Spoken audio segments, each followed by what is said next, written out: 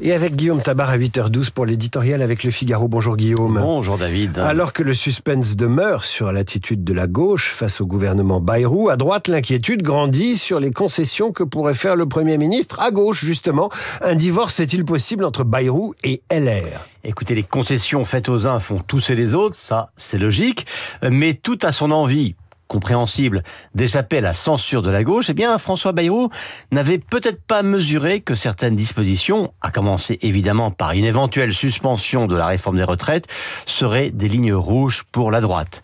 Alors en 24 heures, vous avez eu Gérard Larcher qui a prévenu qu'il ne laisserait pas le Sénat revenir sur la loi Borne, Laurent Wauquiez qui a menacé de voter contre un budget qui augmenterait les impôts plus encore que le budget Barnier, lequel les augmentait déjà. Et puis Valérie Pécresse qui a carrément suggéré que LR quitte le gouvernement en cas de renoncement sur les retraites.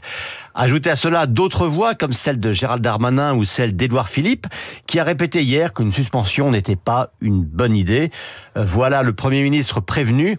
En cédant trop à gauche, il risque de perdre à droite. À la différence qu'on n'imagine pas, les partis de la coalition gouvernementale votaient la censure. A priori non, vous avez raison, mais cela dit, on est quand même maintenant payé pour savoir que tout est possible, même l'impensable. Mais surtout, le parallélisme est trompeur. Des voix gagnées à gauche, des voix qu'on pourrait perdre à droite, ce ne serait pas un jeu à somme nulle. Car l'enjeu pour François Bayrou, comme c'était le cas d'ailleurs pour Michel Barnier, c'est d'élargir son assise, pas de la rétrécir. Et vous savez, il y a une règle immuable en politique, dans les urnes ou au Parlement, c'est que pour pouvoir convaincre en dehors de son camp, il faut d'abord être totalement certain de la solidité de son camp. Or, sur les retraites et sur le budget en général, Bayrou se met en risque par rapport à son socle. Avec Bruno Retailleau au gouvernement, LR ne préférera-t-il pas rester à l'intérieur que retourner sur le banc de touche ? Écoutez, c'est une vraie question, car on le sait, LR a fait un choix en septembre, celui d'accepter de gouverner avec une coalition de partis qu'il combattait depuis 7 ans. Le choix est pleinement gagnant sur le terrain de l'autorité régalienne. On voit que Retailleau s'est imposé comme le poids lourd du gouvernement. Il est devenu populaire.